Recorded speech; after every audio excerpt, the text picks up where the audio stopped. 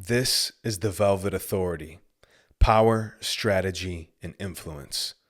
My goal is to help serious players sharpen their thinking so that they could earn the power and success that they're after. If that's you, stay locked in. Today, we're talking about one of the most effective yet dangerous strategies in modern power dynamics: moral posturing. Specifically, how some people use morality not as a compass, but as a weapon. This isn't just about national politics or social movements. You'll see the same moral posturing in corporate boardrooms and leadership meetings and in everyday relationships with the people you interact with.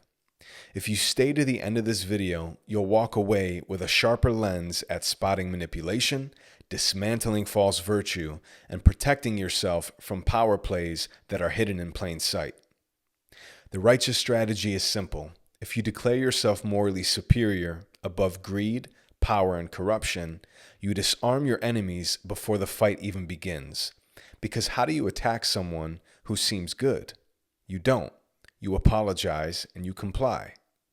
On the outside, they look like they have no ill will or ulterior motives. But here's the twist.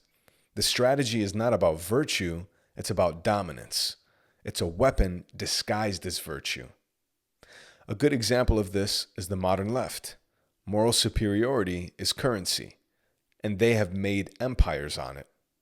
They parade as conscious moral warriors, champions of justice, equity, safety, but beneath that, many are just high-functioning power players who have learned how to manipulate guilt, shame, and identity.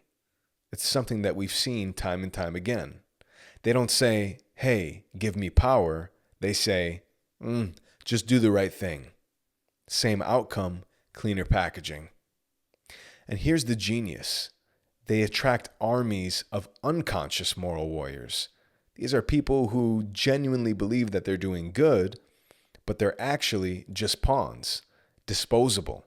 They do the dirty work, push the narratives, cancel the enemies, and when the revolution's over, they're actually the first ones to be forgotten or at worst, killed. They don't become kings, they become martyrs. Now again, this isn't new, and it also isn't limited to the political left. For example, look at the post-9/11 political climate in the United States. In the name of justice, freedom, and national security, mass surveillance programs were launched. Civil liberties were curbed, and dissenting voices were painted as unpatriotic. Many citizens supported the crackdown, believing that they were defending their country's moral code. But that same righteousness was used to justify endless wars. It was also used to detain people without trial and expand executive power in ways that are still affecting our freedoms even today. What started as moral response to tragedy quickly turned into a blank check for power. And when the moral fog lifted, many realized that they helped build a machine that it was too late to actually turn off. Because when power is justified by moral absolutism, it eventually eats its own. Why?